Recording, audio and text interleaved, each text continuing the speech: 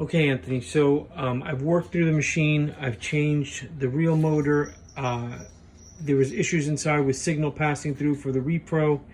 I've calibrated the SRL. I've calibrated the oscillators, the source and tape. I've calibrated the select reproduce, the reproduction. I've adjusted the high and low so that it changes speeds. The counter is working right now.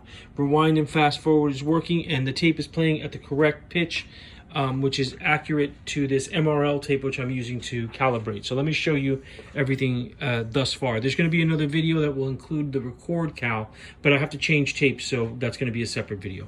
So I'm going to turn it on, right? All the lights turn on, the counter comes on. The unit rewinds, fast forwards, right? The counter works,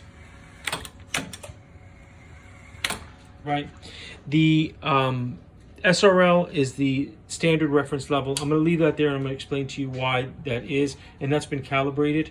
Let me show you the, so if I set this to source, let me show you the oscillator. So the oscillator has been calibrated. This is what you're going to use to future calibrate the machine, but correctly calibrated, this should give me 0 dBs, and this 10K should give me 0 dBs. So that is correct. Let me show you the playback off the tape. So right now this is going to be 1K that's playing back. This is 280 nanowebers, which is correctly calibrated for the tape. You're going to get the master tape from ATR or Recording the Masters. Let me hit play, and this is 1K. If I go to tape, you can hear 1K, and there it is, 0 and 0. This is 10 kilohertz. 0 and 0. So repro is perfectly calibrated. Now if this SRL, you see if I can adjust my output, the SRL is a standard reference level, which means when that is on, it is set to 0 dBs, right? So that you don't need to worry about this, it doesn't work because it's set to 0 dBs. Now the selective reproduce, if I turn this on, see, it goes back to 0, goes back to 0, I'll adjust that. That should go back to 0. And what that is that's useful when you are tracking, multi-tracking. So if you record something on channel 1 and you're going to record something else on channel 2 while you're listening to channel 1, you use the selective reproduce so that the time is correct, because there will be a delay across the heads. It's not, you're probably never going to use that on this machine because it's a 2-track and you're just doing master dumps. You're always recording left and right at the same time. But I'll get that properly calibrated. That was 1 dB off.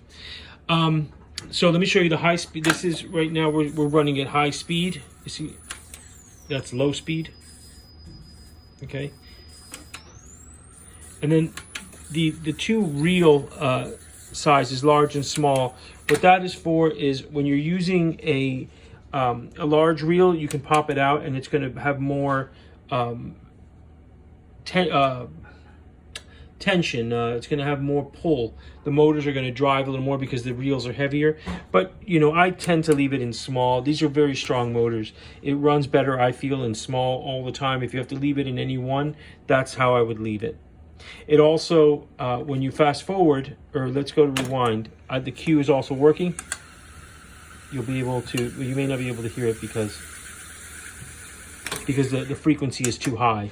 So anyway, what that does is that it allows you to listen when you are rewinding, so you can hear what's going on, what's playing past the heads on the tape. So this has all been set up for reproduce.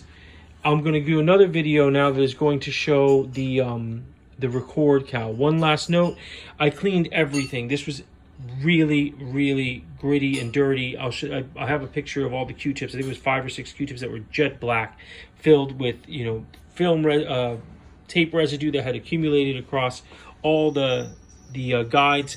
So when you clean this, I'll do an extra video for you at the end that kind of shows what to do.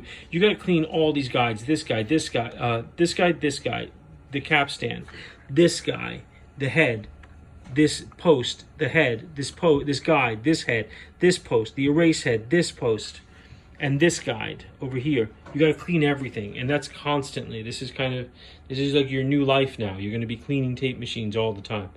So let me go ahead and move on to the next video. I'll be right back.